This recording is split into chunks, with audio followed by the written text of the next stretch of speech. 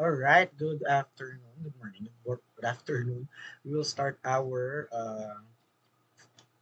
lecture about tissues. Siguro naton kay may mga bagay nga wala gina-over think. Okay. Sa iban nga subject or sorry, sa iban nga section na naka-tissues na ko sa ila, unfortunately sa iban wala man. So we will start. Okay, tissues. Tissues is a group of specialized cells and the extracellular substances around them. Histology naman siya natin sa una pa lang. Ang cytology is the study of cells. Sa first day pa lang. And histology is what? The study of tissue. Okay, tissue structure.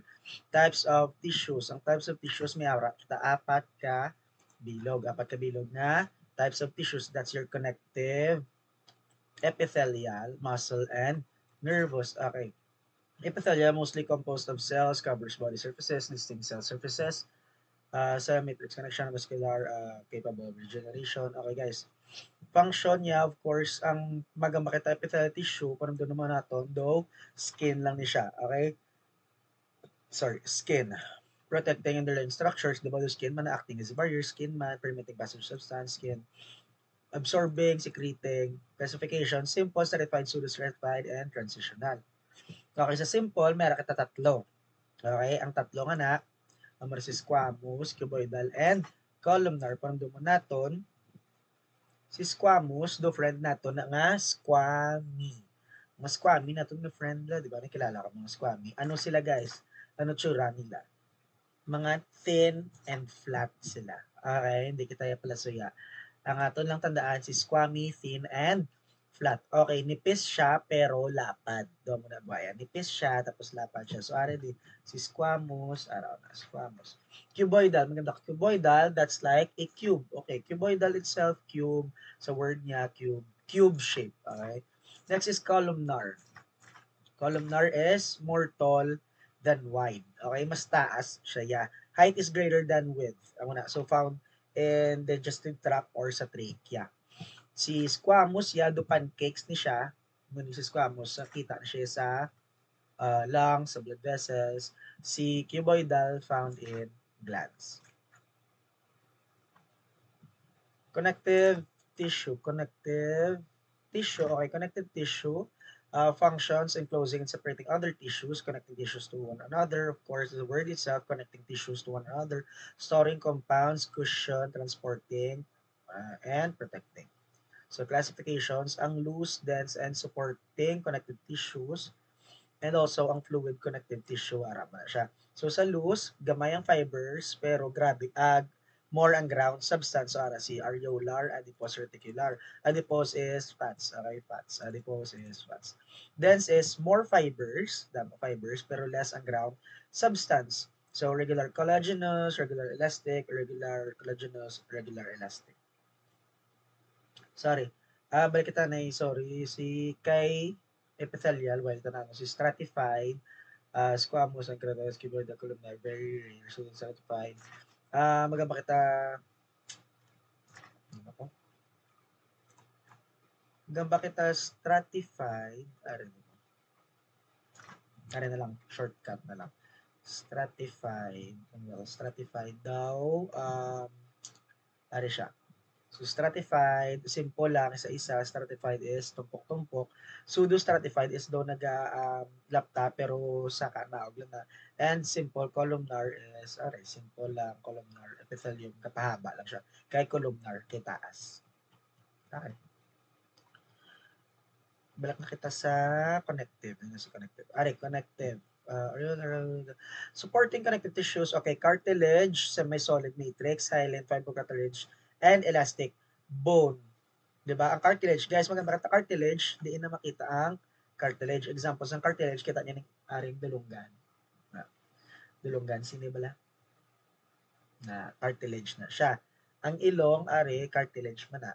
Okay? And of course, magkaon ka man obla manok, 'di ba sa punta na may bony, do ka rubber-ish bala sa manok, that's your cartilage. Wala. And of course, bone, spongy, compact. And connective tissue, guys, magamba kita blood, that's also your tissue, connective tissue. Kaso, fluid siya. Yeah. Fluid, connective tissue, that's your blood. Muscle, cardiac, skeletal, smooth. Pakiread lang ni guys. Sorry. Next, nervous. Nervous na gid man. Wait, where is nervous? Ari, nervous. Nervous tissue. Okay. Consists of neurons and support cells, is responsible for coordinating and controlling many body activities. Of course, sa ginambala naton sang first day, guys, di ba, ano to ganaya, ang sorry, ano, ang, for example, mag-connect, mag-igo sa skin, di ba, init to. Tapos maigo sa skin, ano to ganaya, matag, ang environment matag sa idea or factors or stimuli sa receptors. Paglabot kay receptors, yatag ya kay afferent nerve, pasaka kay control center. Afferent nerve kay akyat. Guys, amo ni siya namin naton nervous nga neurons. Ang neurons to nagadala nagakadto sa spinal cord then pakadto kay brain. So nervous ano bra nila group of neurons working together to pass electrical signals to many parts of tissue. Okay? In short, si nervous guys, nervous nga tissue, ga-communicate lang na sila. So, ga-communicate as na makalabot kay brain, tapos pag-on kung ano ang reaction sang body. When we say a muscle tissue is striated, it means it is banded. Striated meaning banded. So, ari, dendrites, cell body, nucleus, nuclei of glia, axon. Okay guys, ang parts of the nervous cell, di ba na, or tissue, i-pagin nyo lang. Parts ni dendrites. So same lang man sa cells to black sang first na sa cells na to na subject. So types of sorry. So sa nervous tissue, neurons, brain and spinal cord lang na tandaan sa nervous. Ari sa muscle, itong muscle. Sorry. Muscle is ari skeletal muscle cells, fibers, separated banded, ng balatang banded. Cells are large, long, and cylindrical with many nuclei.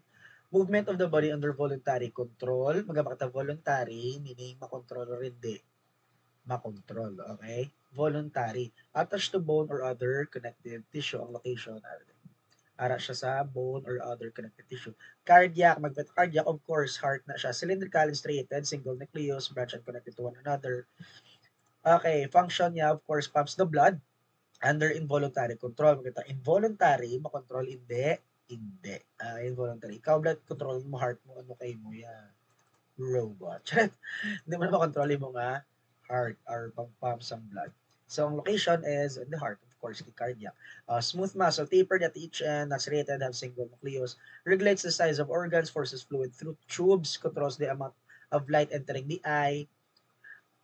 In short, guys, ang location niya is hollow organs such as stomach, and, intestine, skin, and eyes. So, amo na siya si smooth muscle. Nervous tissue consists of neuron support cells, forms the brain and spinal cord, and nerves na mention ka naman. Gina,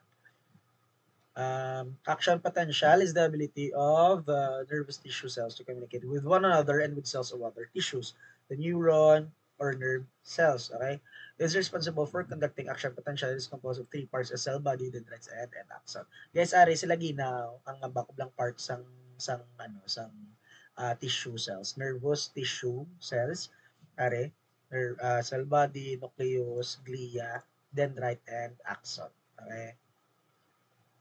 Tissue membrane is a thin sheet of layered tissue that covers a structure or lines of a cavity.